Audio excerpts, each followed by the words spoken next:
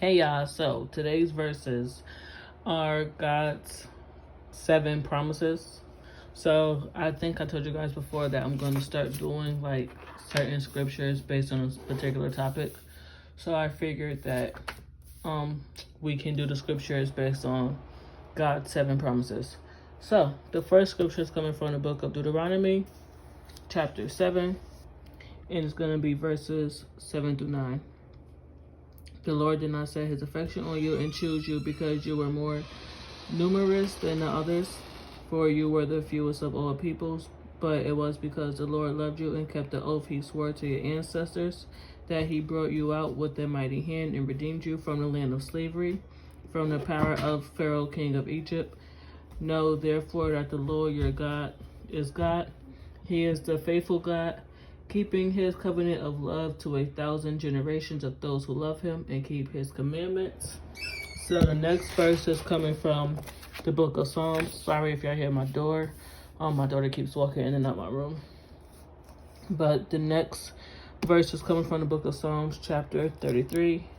And it's going to be coming from verses 4 to 5. For the word of the Lord is right and true. He is faithful in all he does. The Lord loves righteousness and justice. The earth is full of his unfailing love. The next verse is coming from Psalms chapter 121, verses 1 and 2. Lift up my eyes to the mountains. Where does my help come from? My help comes from the Lord, the maker of heaven and earth. He will not let your foot slip. He who watches over you will not slumber. Indeed, who watches over Israel will neither slumber nor sleep. That was not part of the plan, but I figured we could just add that in there. The next verse is Psalms again, and this time it's going to be chapter 136.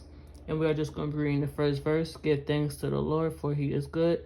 His love endures forever. And the next verse is coming from the book of Isaiah, chapter 44, verses 13. So that says, the carpenter measures with a line and he makes an outline with a marker. He roughs it out with chisels and marks it with compasses. He shapes it in human form in all its glory, that it may dwell in a shrine. So that was Isaiah chapter 44, verse 13. The next verse is coming from this book. I don't know how to pronounce it. Chapter 1, verse 7. And it reads, the Lord is good, a refuge in times of trouble. He cares for those who trust in him. And the last verse is coming from the book of Hebrews, chapter 13. And we are going to be reading verse 5.